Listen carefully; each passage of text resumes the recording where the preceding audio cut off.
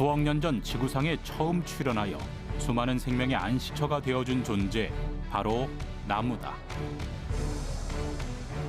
나무는 흔하게 널려 있어 구하기 쉽고 단단하면서도 가공이 쉬워 초창기 인류에게 중요한 도구가 되어주었는데,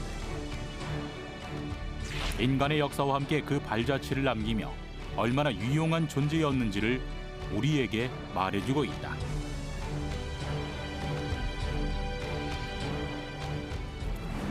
그런데 우리나라에서 자생하던 나무는 일제강점기에 들어 많은 고통과 순환을 겪게 된다. 또한 6.25 전쟁으로 한반도의 산림이 파괴되며 민둥산의 공포를 안겨주기도 했다. 삶이 풍요로워질수록 나무와 숲이 줄어드는 역설의 시대.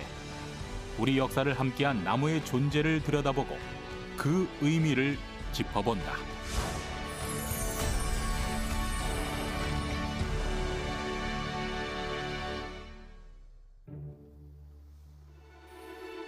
국립김해박물관. 이곳에서 나무와 관련된 아주 특별한 전시 하나가 열렸다.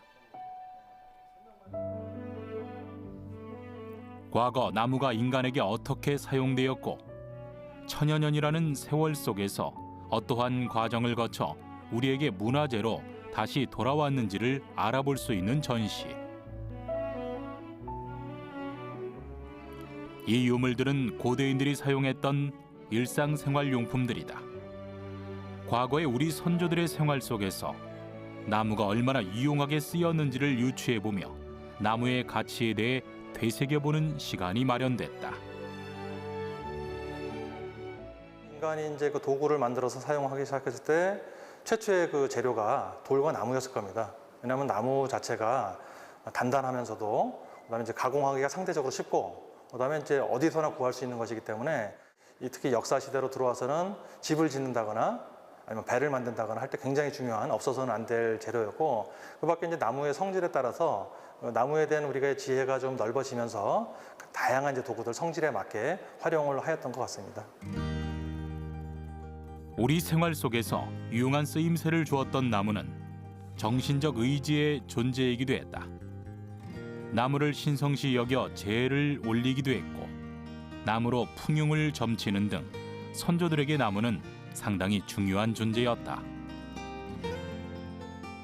나무는 우리보다 훨씬 오래전에 있었고 수명도 사람은 많아야 100년을 살지만 나무는 수천 년을 살기 때문에 어떤 일종의 생명력의 상징으로서 신성시 되어 왔던 것 같고요. 우리나라 이제 국토의 70%가 산림이고 나무가 정말로 어딜 가나 나무가 있었고 뭐 그런 것들이 우리 정서에 영향을 미치면서 또 우리 생활에 굉장히 필요한 것이었고 늘 이용해 왔었고 뭐 그런 것들이 나무에 대한 좀 생각들을 어떤 감정을 좀 가지게 되는 뭐 배경이 될 수도 있겠다 이렇게 생각을 합니다. 아름다운 꽃을 피우며 풍요로운 열매를 주기도 하고 시원한 그늘을 내어주는 나무. 인류가 형성되기 이전부터 이 땅을 지켜오면서 우리의 역사를 고스란히 지켜본 나무. 인간에게 모든 것을 내어주는 소중한 자연유산인 나무는 지금 우리에게 어떠한 의미일까 생각해보는 시간이 필요하다. 나무는 인류보다 훨씬 이전에 나타났었고요. 그리고 이제 인류의 문화를 일궈 나가는데 굉장히 중요한 재료였습니다. 근데 이제 특히 이제 나무를 많이 이용하게 된 것은 금속기를 사용하면서부터 벌채가 용이해지면서 많이 사용을 했는데 역설적으로 이제 금속기가 사용되면서 사실 이제 산림이 훼손되고 숲이 사라지고 이런 것들이 심화되었고 특히 이제 현대 사회에 있어서는 환경 문제가 심각하게 대두를 하고 있습니다. 그렇기 때문에 우리가 이제 나무를 인간을 중심으로 나무를 바라볼 것이 아니라 자연을 중심으로 해서 나무를 좀 새롭게 바라볼 뭐 그런 필요가 있다. 이 땅에 인류가 형성되기 훨씬 이전부터 우리 곁에 존재하며 역사를 온전히 지켜보고 있는 나무. 그렇다면 우리나라의 나무는 어떠한 종류가 얼마나 형성되어 있는 것일까? 침엽수와 화렵수의 분포도를 살펴보았더니 한랭한 기후에서 성장하는 침엽수와 온난한 기후에서 자라는 화렵수가 국토 전반에 걸쳐서 혼재하는 양상을 보이고 있었다. 그런데 최근 몇 년 사이 기후의 변화 때문일까 침엽수림의 면적은 줄어들고 화렵수림은 점차 증가하고 있었다. 나무는 그 생육에 필요한 어떤 물이나 양분 그리고 햇빛 등의 제한된 자원을 경쟁하면서 살아남게 됩니다. 그래서 각 지형에 따라서 그런 생육 환경에 맞는 수종들이 살아남게 되는데요. 추운 지역에 적응하고 있는 수종 같은 경우는 따뜻한 환경이 오기 때문에 북쪽으로 밀려간다거나 아니면 해발고가 높은 쪽으로 이동하면서 사라지게 될 것이고요. 또 따뜻한 환경을 좋아하는 수종 같은 경우는 지구 온난화 환경에서 또 자기네 세력을 넓힐 수 있는 기회로 주어지기도 합니다. 환경 변화로 점차 바뀌어가는 한반도의 나무 지도. 침엽수림의 대표는 소나무이고 화렵수림의 대표는 참나무인데 이 두 나무를 비롯해 우리 역사 속에서 의미를 품고 있는 나무 이야기를 지금부터 하나씩 짚어보고자 한다.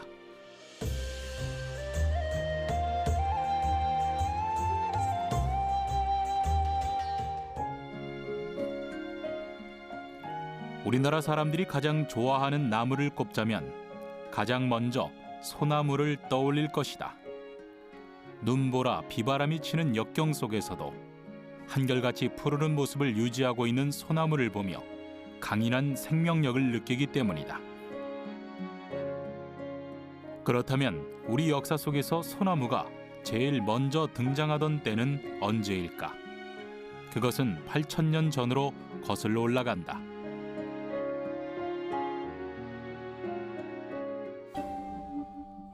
지난 2005년 경남 창녕군 비봉리 폐총에서 아주 특별한 유물 한 점이 발굴되었다. 그것은 바로 나무 조각. 연구 결과 8,000년 전 목선의 일부라고 밝혀졌다. 늪지대에서 발견된 이 나무 조각은 수천 년 동안 썩지 않고 선사시대에 살던 우리 조상들의 삶의 이야기를 들려주고 있다. 이곳이 어느 날 물길이 바뀌면서 습지가 된 거예요. 근데 그 습지에 개흙이 쌓이고 해서 이 배를 계속 그 속에서 보관될 수 있게 해준 것이고, 그 위에 마침 또 사람들이 살면서 조개를 버려놓고 있기 때문에 조개무지라고 아시죠? 그 탄산칼슘 성분 자체도 유기물을 썩지 않게 해주는 거예요. 그래서 8,000년 동안 배가 남아 있었던 아주 중요한 이유가 됩니다. 특히 배는 수령이 200년이나 된 소나무를 사용한 것으로 밝혀졌다. 한반도에서 흔하게 자라던 소나무를 돌도끼를 활용하여 잘라내고 속을 일일이 파내어서 배를 만들었던 것이다. 요즘처럼 큰 나무를 톱으로 자르는 것도 아니고 돌도끼로 잘랐죠. 그래서 넘어뜨린 다음에 배를 만들 만큼 적당한 길이로 잘라서 그 속을 물에 넣었다가 말렸다가 이렇게 해서 나무를 단단하게 만든 다음에, 너무 딱딱하니까 파내면은 갈라질 수도 있잖아요. 그래서 불로 살짝 지집니다.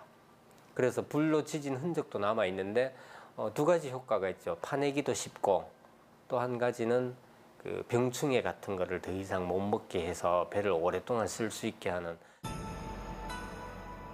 이렇게 완성된 배로 우리 조상들은 바다로 나가 물고기를 잡았을 것이다. 소나무는 초창기 인류의 삶에 중요한 역할을 했다. 그런데 역사 시대가 되면 소나무에는 무언가 정신적인 의미가 더해지기 시작한다. 울창한 소나무 숲 한가운데 1000년을 넘게 버티고선 신라 제42대 흥덕왕의 무덤, 봉분을 중심으로 능을 수호하는 12지신상이 조성되어 있다. 그리고 능을 둘러싸며 포근하게 감싸고 있는 소나무가 또 다른 능의 수호자다. 소나무는 불로 장생하는 10가지의 자연 사물 중 하나로 장수의 의미를 지니며 숭배의 대상이 되어 왔다. 이 때문일까? 우리나라에서는 아이가 태어나면 3, 7일 동안 솔가지로 금줄을 치는 풍습이 있었다. 탄생하고 죽음까지 이 물질 가치로서는 우리가 사람이 태어나면은 이제 소나무에다가 이제 줄을 이제 매달거나, 그 다음에 우리가 흔히 이야기하듯이 소나무로 이제 대부분 옛날에는 목재 시대에는 이제 집을 짓고 거기에 이제 사람이 살고, 그 다음에 또 죽으면은 관을 만든다든지 이러면은 우리 민족에게 뭐 소나무라고 하는 것은 삶과 죽음 그 자체를 로 인식했던 나무가 소나무가 아닐까. 이제 소나무만큼 이렇게 삶과 죽음까지 이제 인식한 경우는 뭐 우리나라에서는 거의 드물죠. 태어나서부터 죽을 때까지 소나무와 함께했던 우리 민족. 소나무는 한 시대의 역사를 품고 있다. 그 역사를 찾아 영월의 단종 유배지로 향했다. 울창한 소나무 숲 안에 위치해 있는 이곳은 단종어서다.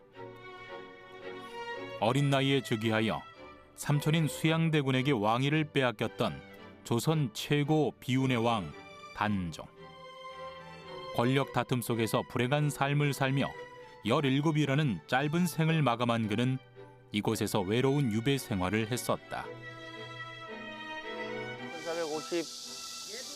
1455년도에 이제 상황으로 다시 이제 자리를 세조한테 물려주고, 그리고 이제 상황으로 물러나 있다가 1457년 17살 그 어린 나이에 영월 이곳 청령포로 그 유배가 되게 되겠습니다. 이 삼면이 강으로 둘러싸여져 있고 저쪽 뒤쪽은 험준한 그 절벽으로 되어 있습니다. 그리고 그때 당시엔 지금 현재는 이렇게 울창한 그 소나무 림으로 되어 있지만은 그때 당시는 저쪽에 있는 그 관음성 외에는 뭐 작은 그런 이제 숲으로 이루어져 있던 그런 그 천혜의 그 요새처럼 되어 있던 곳이라고 지금 볼 수 있습니다.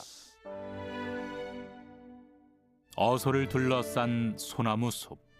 그 한가운데에는 단종의 모든 슬픔을 지켜보고 있던 소나무 관음송이 있다. 곱고 높은 고결한 기상이 느껴지는 이 소나무는 30m의 큰 키를 자랑하고 있으며 현재 천연기념물로 지정돼 보호받고 있다. 특히 어린 단종이 생전에 이 소나무에 자주 걸터 앉아 슬픈 마음을 달랬다는 이야기가 전해지는데 관음송이라는 이름도 거기에서 유래된 것이라고 한다.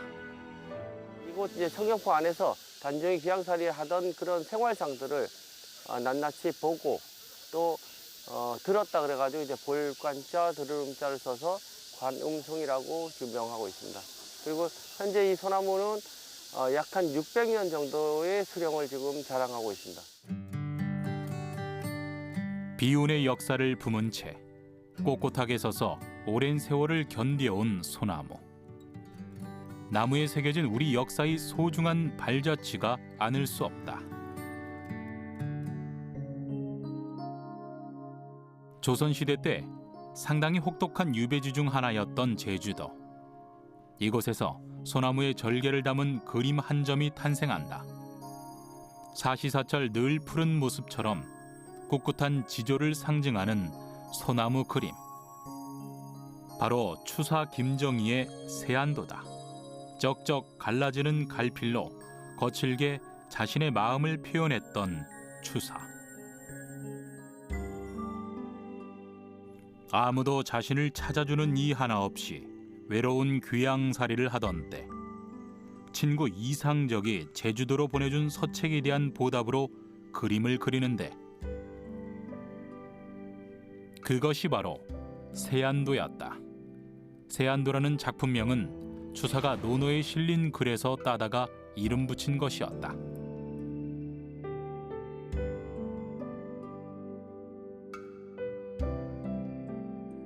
그 내용처럼 푸르른 기상이 살아있는 듯한 소나무와 잣나무. 특히 그림 속의 백송은 추사의 이상적인 절개를 표현함과 동시에 자신의 외롭고 힘든 처지를 대변하고 있다. 소나무의 경우에는 그 추운 날 흐트러짐 없이 정절이라든지 뭐 정목이라든지 이런 식으로 계속 이제 붙이는 이유는 이제 나무라고 하는 존재를 사람의 인품으로 이제 연결해서 이제 드러내는 작업이거든요. 이게 우리나라에 존재하는 나무 중에서 그렇게 많지 않습니다. 그 중에 대표적인 나무가 이제 소나무고, 소나무는 이제 그런 자태에서 사람이 본받아야 할 그런 스승으로서 대상으로서 이제 지금까지 계속 이제 평가를 받고 있고, 뭐 많은 그림 속에 등장할 수밖에 없는 대표적인 나무죠. 소나무가 최고의 나무로 자리를 잡은 것은 조선시대에 들어오면서부터다. 소나무는 관청이나 양반들의 집을 짓는데 없어서는 안 될 나무였고, 배를 만들거나 궁궐을 지을 때도 꼭 사용되었다. 조선은 소나무의 나라라고 해도 지나치지 않을 만큼 소나무를 사랑했다.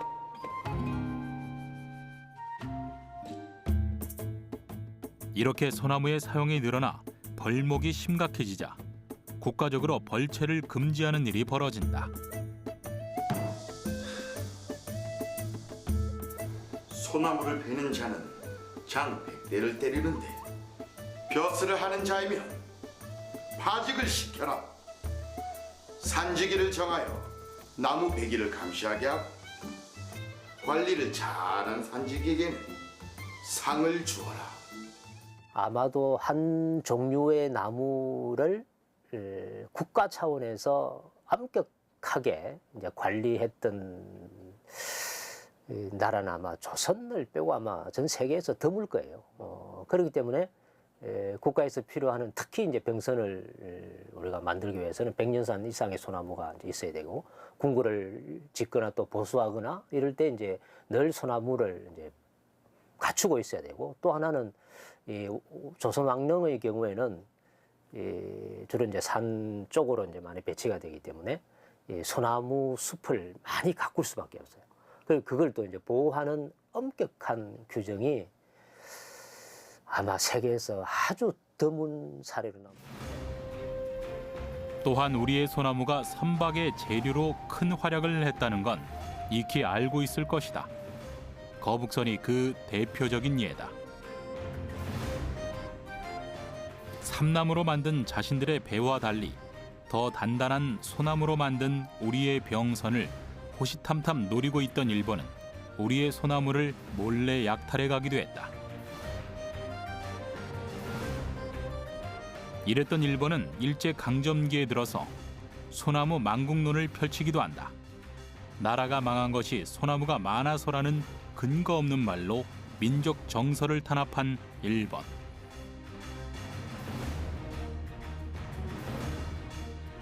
그만큼 소나무는 우리 민족을 대표하는 나무로 역사를 이어왔다.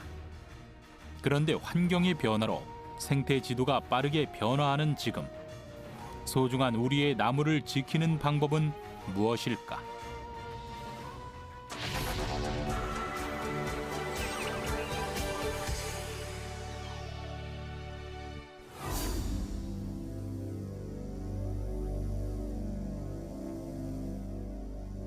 수원에 위치한 국립산림과학원 산림유전자원부를 찾았다.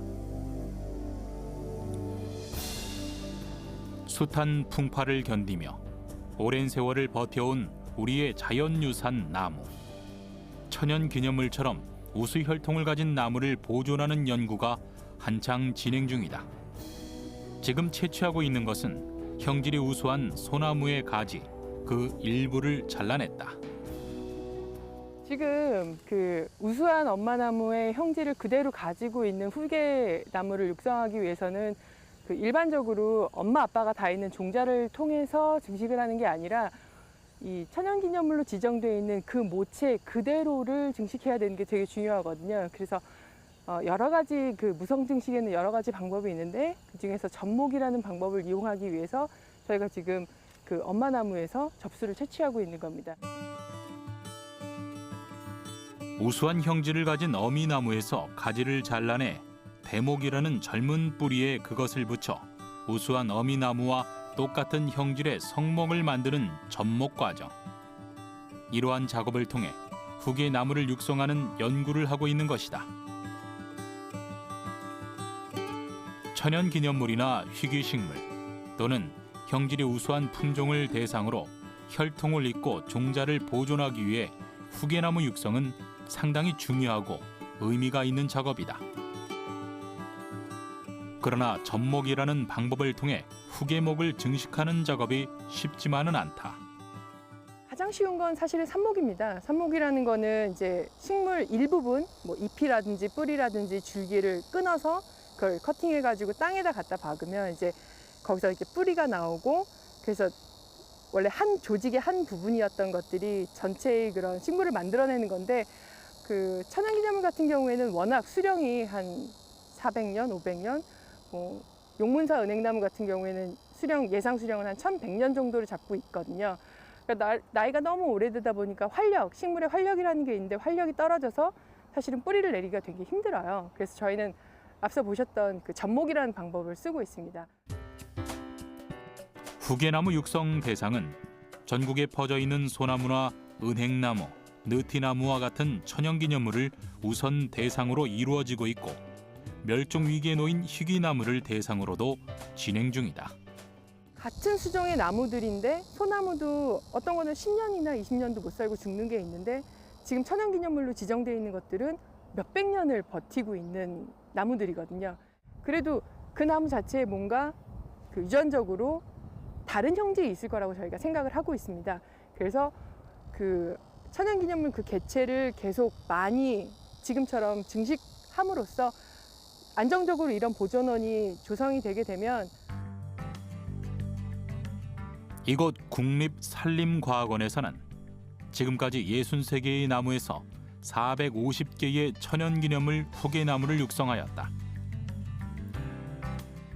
매년 문화재청과 협력하여 지켜내야 할 소중한 천연기념물 나무에 대한 후계목 육성 연구를 꾸준히 지속해 나갈 계획이다.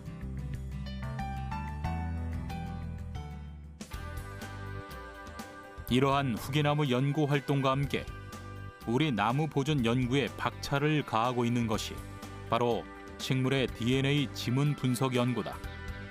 채취한 천연기념물 나무의 잎을 잘게 분쇄하는 작업이 식물 DNA 지문 분석 연구의 시작이다.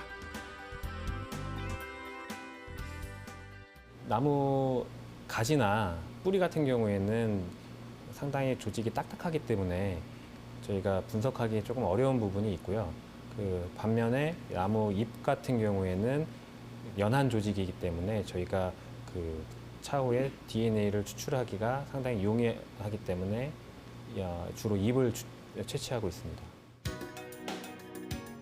잘게 파쇄한 조직에서 유전자 성분을 뽑아낸 뒤 여러 가지 시약을 첨가해 이물질을 제거하는 과정이 다음 단계다.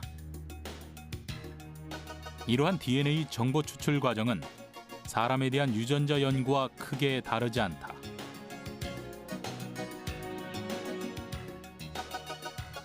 순수한 DNA 물질이 확보가 되면 이것을 DNA 증폭기기에 넣어 나무 속에 있는 고유한 유전 정보를 알아내는 것이다.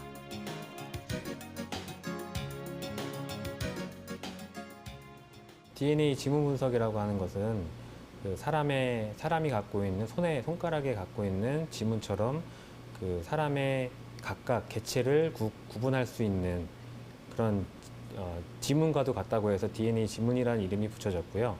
물론 나무에는 그러니까 지문이 없지만 그런 DNA 상으로 지문과 같은 역할을 할 수 있는 고유의 유전 정보를 만들어낼 수가 있는 겁니다.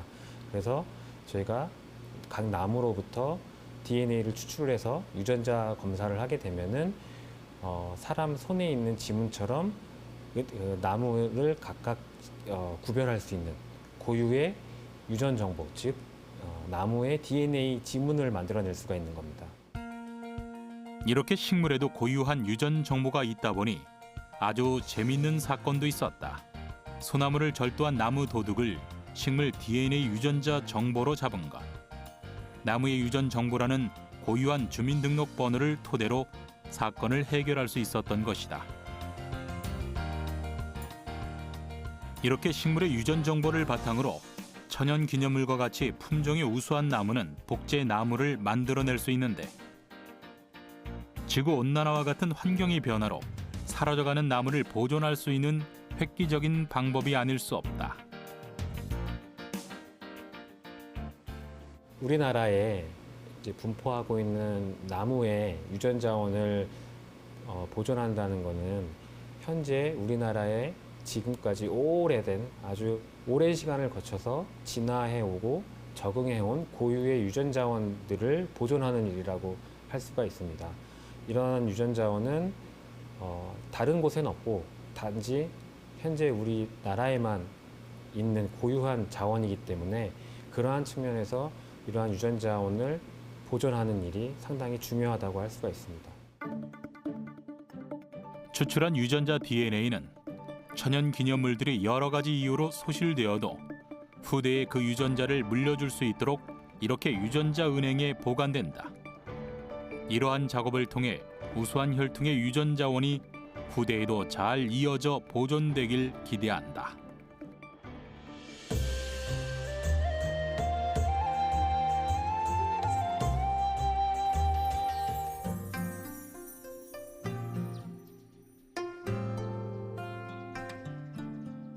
우리나라에서 가장 흔하게 볼 수 있고 가장 많이 분포되어 있는 나무를 소나무라고 생각하겠지만 사실은 참나무다.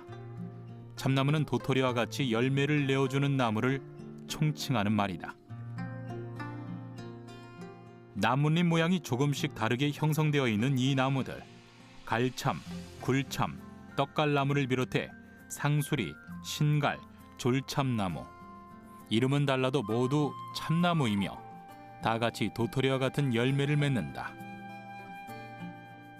도토리는 선사시대 때부터 상당히 중요한 인간의 식량 자원이었다.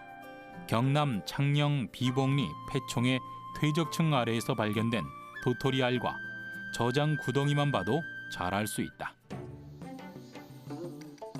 뿐만 아니라 조선시대 때도 도토리는 구황식품의 왕자였다. 흉작이 든 해에 먹을 것이 없는 백성들은 도토리로 배고픔을 달래며 끼니를 이었다.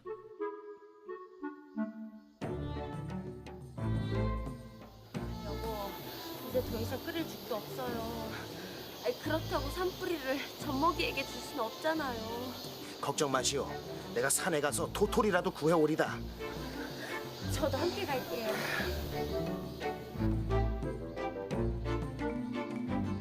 그러나 배고픈 백성들에게 도토리를 줍는 일은 너무나도 고되고 힘든 일이었다. 아이고 이게 참 먹을 게 하나도 없네 그래. 아이고 이거 도토리를 다 주워갔구만. 아니 좀 더 높은 산으로 좀 올라가 봐야겠어. 아유, 그러다가 산짐승이라도 만나면 어쩌려 그래요? 이 낮은 산에는 도토리조차 구할 수가 없으니 토리가 없지 않소. 아유, 위험해요. 이러한 백성들의 고단한 삶을 잘 표현해주고 있는 시구절이 있다. 쓰디쓴 도토리라도 먹고자 허리가 휘게 산을 타도 광줄이 가득 도토리를 구하지 못하는 백성들의 모습이 안타깝기만 하다. 참나무 수종들은 흉년이 들 때마다 용하게 그 도토리의 풍년이 들어서 예로부터 구황 식물로서 아주 유용한 식물이었습니다. 그 이유는 봄철 그 가뭄이 잘 일어날 수 있는 5월 달에 가뭄이 들게 되면 벼는 물이 부족해서 흉년이 들게 되지만 도토리가 열리는 참나무 수종들은 그 건조하기 때문에 꽃가루가 잘 암꽃에 수분이 되고 수정이 돼서 도토리가 풍년이 들게 되기 때문입니다. 먹을 것이 늘 부족했던 시절, 배가 고파 굶어 죽는 백성들은 늘 넘쳐났다. 극심한 가뭄으로 모든 작물이 말라 죽었으니 백성들의 궁핍한 생활이 그지없겠구나. 자연으로부터 먹을거리를 구할 수 있는 방법을 알려주면 배를 골아 죽는 백성은 없을 테지. 그리하여 백성을 위한 애민정신이 투철했던 세종대왕은 책을 쓰게 된다. 곡식이 다 떨어졌을 때 자연에서 구할 수 있는 먹을거리를 알려주는 구황벽곡방이다. 그리고 명종 때에 들어서면 이 구황벽곡방을 백성들이 읽기 쉽도록 언해본으로 간행되는데 그것이 바로 구황차료다. 구황차료에 적힌 기아 대처 방법 몇 가지를 소개한다. 먼저 상소리, 즉 도토리를 가루 내어서 죽이나 떡을 만들어 먹으면 배고픔을 달랠 수 있다고 적어놓았다. 가장 간단하면서도 쉽게 활용할 수 있는 도토리 활용법이 아닐 수 없다.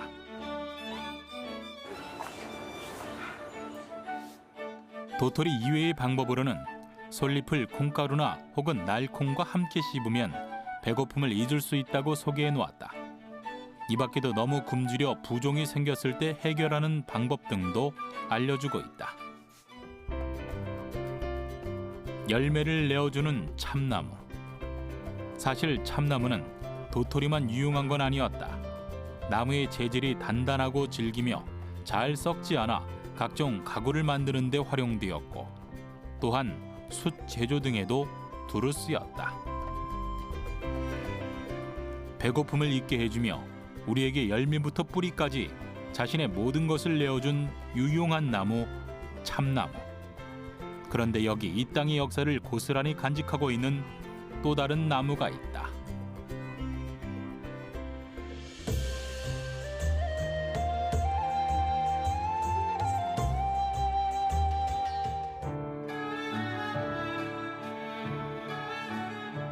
경기도 양평군 신라시대 세워진 사찰 용문사에는 아주 특별한 나무 한 그루가 있다.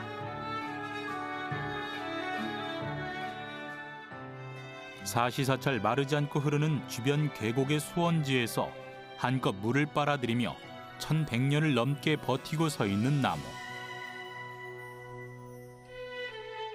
바로 이것 용문사 은행나무다. 그 높이만 42m에 달하며 나무 기둥의 둘레는 무려 14m. 동양에서는 가장 큰 은행나무로 꼽히는데 오랜 역사를 간직한 만큼 대단한 기세로 우뚝 서서 그 위용을 뽐내고 있다. 무엇보다 이 은행나무는 하루 10톤의 물을 흡수하며 용문산 1157m 정상에서 내려오는 물줄기가 생명입니다. 긴 세월 동안 계곡이 마르지 않아 천년의 역사와 함께 우뚝 자라고 있습니다. 땅속 깊게 박힌 뿌리를 통해 계곡물을 한껏 빨아들인 뒤 흡수한 물을 잎사귀 하나하나로 퍼지게 하는 증산작용이 여전히 활발하게 진행되고 있는 은행나무. 가을이면 1000년이 넘은 나이에도 무수히 많은 열매를 맺는 경이로운 나무다. 이 나무는 신라의 마이 태자가 망국의 서름을 달래기 위해 금강산으로 가는 길에 심었다는 설과 의상대사가 이곳에 지팡이를 심었는데 그것이 자라 나무가 되었다는 설이 있다. 오랜 역사만큼이나 전설이 많은 나무다. 정미의병 때 일본군이 용문사에 불을 질렀는데 은행나무만은 불태워지지 않았습니다. 수분이 70% 이상 함유되어 하마로부터 피할 수도 있었지만 아마도 용문산을 지켜주는 수호신이기 때문에 그때 당시 화마로부터 불태워지지 않고 지금까지 우리들에게 웅장함을 보여주고 있습니다. 우리의 역사를 고스란히 지켜본 은행나무. 용문사에서는 그 의미를 기리기 위해 매년 대제를 지내고 있다. 수령이 워낙 오래되다 보니 보존의 가치가 더욱 높아지고 있는데 은행나무 옆에는 피뢰침을 설치해 혹시 모를 천재지변이 생기지 않도록 세심한 노력을 기울이고 있다. 그런데 은행나무가 살아있는 화석이라고 불리는 이유가 있다. 은행나무는 고생대에 처음 출현해 공룡과 함께 이 땅에서 자라온 나무다. 인류보다 더 오래 이 지구를 지키며 살아있는 존재라고 할 수 있는 것이다. 이러한 은행나무는 고생대에 진화한 흔적 때문일까? 수정할 때 아주 독특한 현상을 지니고 있는데 암나무와 수나무가 따로 있는 은행의 수정 과정을 잠시 들여다보자.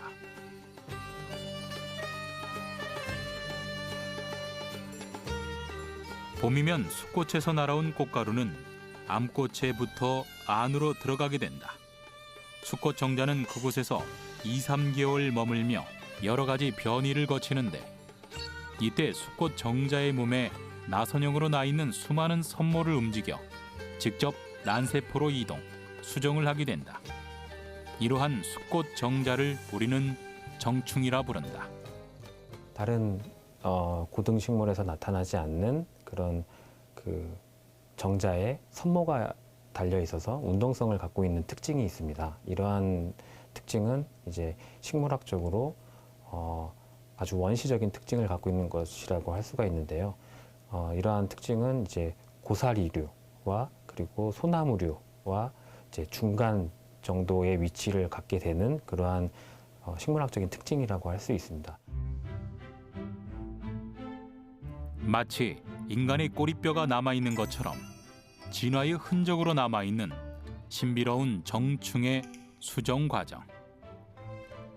살아있는 화석 은행나무는 그야말로 역사의 보고가 아닐 수 없다. 수생식물은 물속에서 정자와 난자가 물속에서 정자와 난자를 뿌림으로써 정자의 꼬리가 운동성을 가지고 난자를 찾아가서 수정을 되고 번식을 했습니다. 근데 육상식물로 진화되는 과정에서 땅 위에서는 바람이나 곤충 등 이런 정자를 암꽃으로 옮겨줄 수 있는 그런 매개차가 있기 때문에 그런 정충보다는 그 바람에 잘 날리고 곤충이 잘 옮겨줄 수 있는 가루 형태로 변하게 되었습니다. 그래서 꼬리가 필요 없게 되어서 대부분의 나무는 꽃가루에 꼬리가 없죠. 근데 은행나무 같은 경우는 여전히 꽃가루에 꼬리가 달려있는 흔적이 남아있는 것입니다. 조선시대에 오게 되면 유교 사상의 확산과 함께 서원 앞에 아름드리 은행나무가 꼭 심어졌다.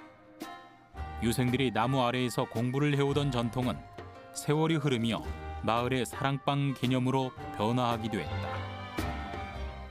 어떤 구심체 역할을 했던 게 바로 은행나무였던 것. 그런 점에서 지금도 곳곳에 이제 은행나무가 있는 이유는 이제 대체로 이제 그런 것과 관련해 있고, 또 하나는 이제 은행나무가 오래 산다는 점에서 장수의 말, 장수를 상징하는 나무거든요. 그 나무가 가지고 있는 이제 특징뿐만 아니라 거기에 대한 믿음이 계속 사람들과 관계에서 있었기 때문에 함부로 절대 해칠 수 없는 존재로 지금까지 남아 있는 이유, 중요한 이유죠. 생태학적으로 신비로운 자연유산이면서 소중한 우리의 문화유산이기도 한 은행나무. 그런데 우리의 역사 속에서 나무가 아픔을 겪던 시절도 있었다. 그때는 과연 언제였을까?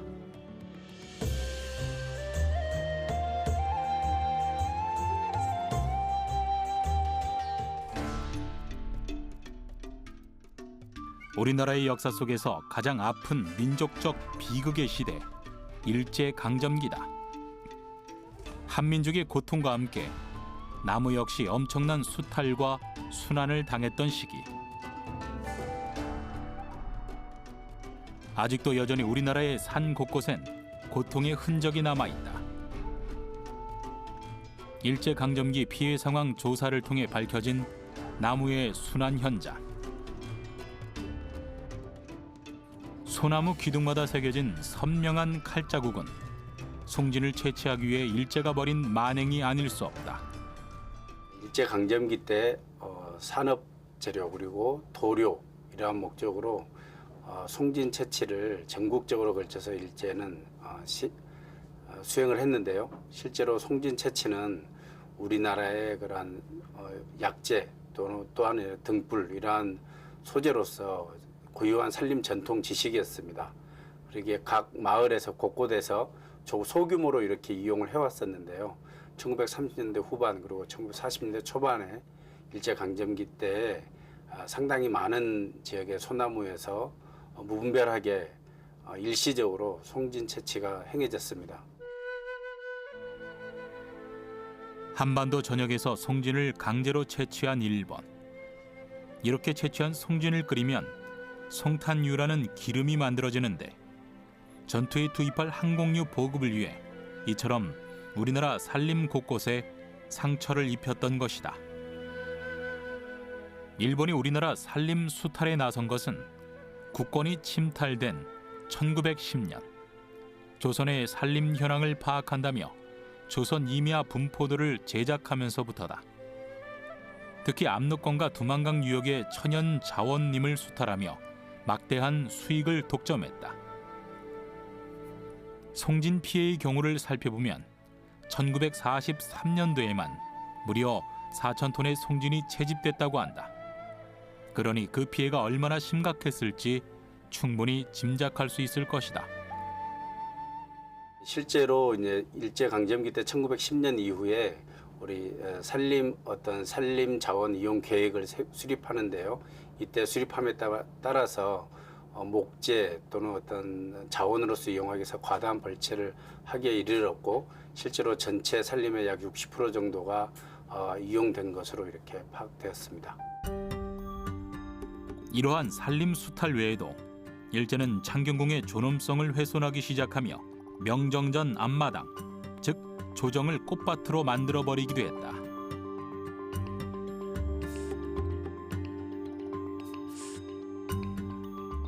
창경궁 뜰 앞에 벚꽃나무 수천 그루를 무자비하게 심은 일본.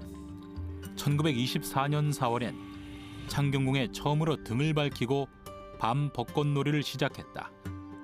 우리 왕실의 역사가 담긴 장소가 떠들썩한 유원지로 변모해버리고 만 것이다. 그러다 1980년대 창경궁 복원이 시작되며 우리 왕실의 권위를 되찾아가는 발걸음을 내딛게 됐다. 일본식 건물은 모두 철거되고 훼손됐던 궁궐은 모양을 갖춰나갔다. 늘에 심겨져 있던 벚나무는 여의도 윤중로와 과천 서울대공원으로 옮겨 심어졌다. 그리고 벚나무 자리엔 잘 가꿔진 소나무와 느티나무가 들어왔다. 일제강점기 훼손된 나무들의 상태를 파악하는 일은 앞으로 우리가 해야 할 과제다. 일제강점기 때 일본에 의해서 우리나라의 한반도에 있는 그런 산림 자산이 이렇게 과다하게 이용되었다는 부분을 기록을 하고, 앞으로 이러한 부분을 어떻게 후손들에게 정확하게 알리고 또 이러한 부분의 가치를 알고 우리가 어떻게 행동해야 될지라는 부분에 대해서는 기록으로 남기고. 이후에 다가온 더 큰 시련은 6.25 전쟁이었다. 전쟁이 화마 속에서 민둥산에 재난이 닥쳤다. 이후 황폐화된 국토를 회복하기 위해 나무 심기 운동을 전개해 나가기도 했다. 이때 어느 땅에서나 빠르게 잘 자라는 외국 수종의 나무가 우리나라에 유입되었다. 현대에 들어와서는 황폐화된 우리 숲을 빠르게 녹화시키기 위한 목적 등 여러 가지 목적으로 국외에서 다양한 수종이 도입되었습니다. 대표적인 수종으로는 그 포플류인 은백향나무와 또 꽃향기가 향기롭고 또 밀원식물로 유명한 아카시 나무가 유명합니다. 또한 최근 산림욕으로 유명세를 떨고 있는 편백나무도 이 시기에 도입된 나무입니다. 지금은 지구온난화의 영향으로 우리나라 나무 지도가 빠르게 변하고 있는 상황 속에서 우리의 소중한 자연유산인 나무를 잘 지켜나가는 방법은 무엇일까? 그것은 바로 나무를 사랑하고 아끼는 마음이 그 시작이 아닐까?